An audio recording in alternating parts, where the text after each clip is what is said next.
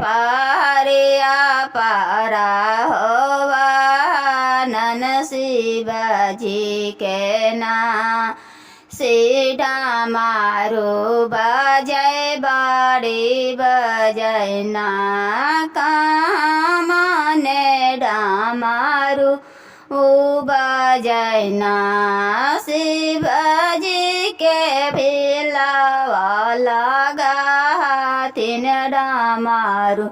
बाजी के है शिव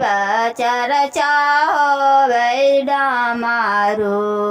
बाजी के शिव चर्चा होवे डामारू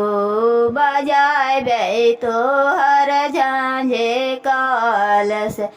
पारिया चारी बोलिया है झांझे कलश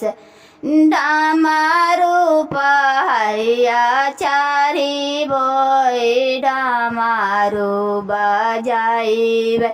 ही शिवजी के होवा है चारा चास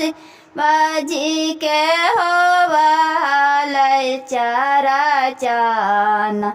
शिवजी जे होलन शिव गुरु के चारा चा डामारू बजाए।